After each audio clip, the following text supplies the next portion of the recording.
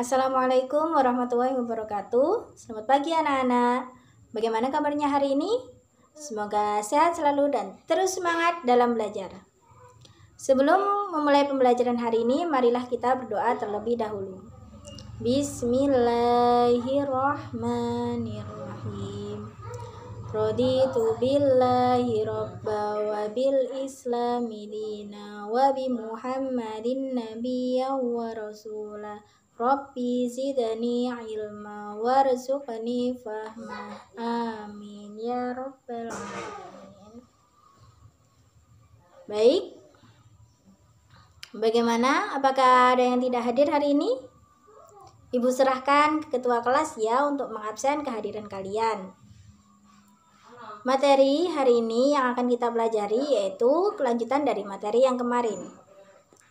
Minggu kemarin kita membahas tentang organ pada tumbuhan beserta fungsinya dan juga jaringan pada tumbuhan.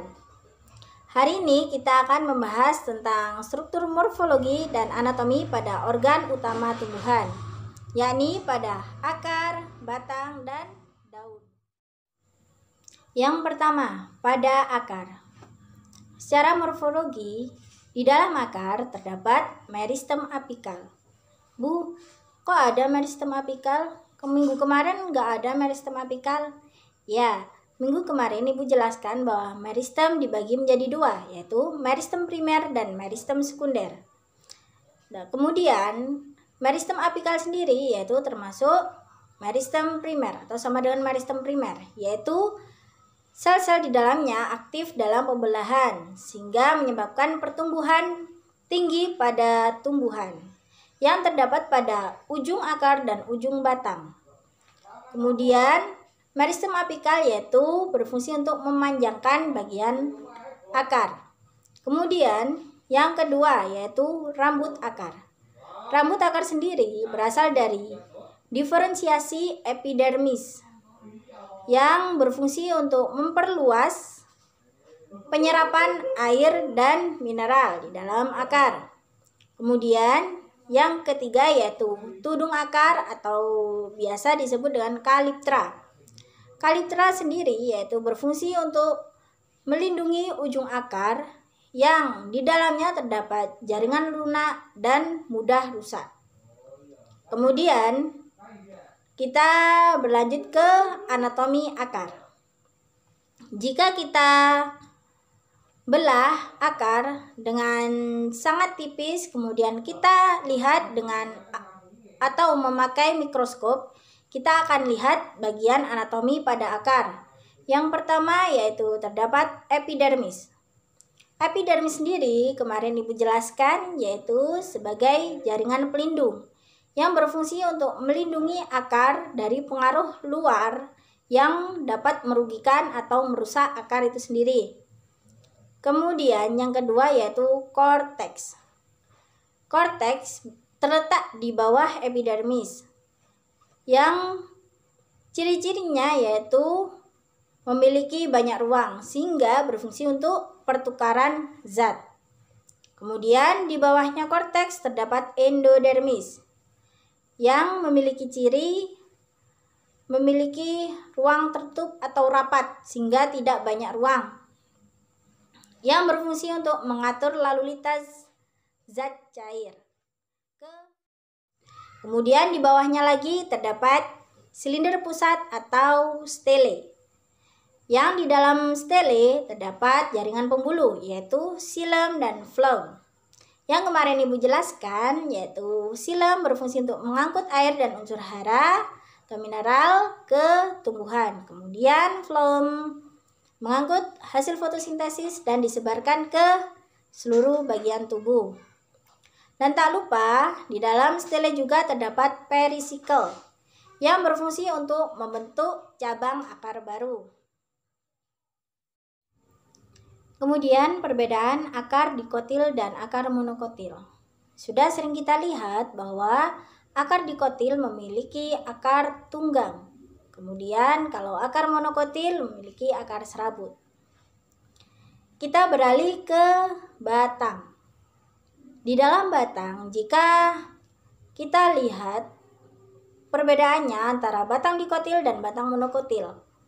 Kita lihat di dalam mikroskop, jika kita teliti lebih dalam atau kita lihat lebih dalam, perbedaannya yaitu pada batang dikotil terdapat kambium, sedangkan pada batang monokotil tidak terdapat kambium.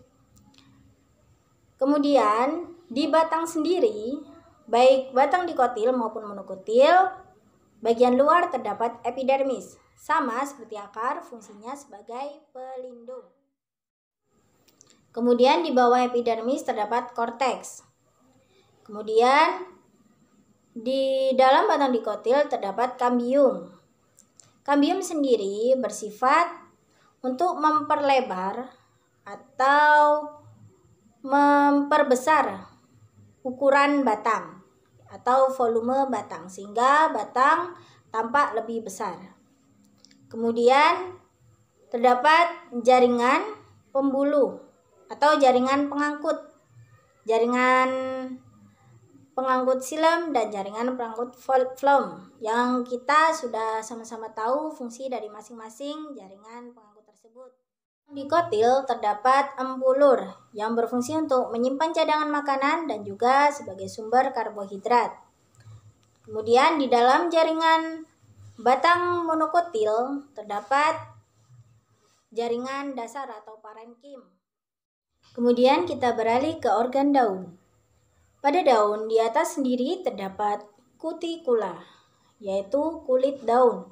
Kemudian di bawahnya terdapat epidermis atas, yang juga berfungsi sebagai pelindung, karena epidermis merupakan jaringan pelindung.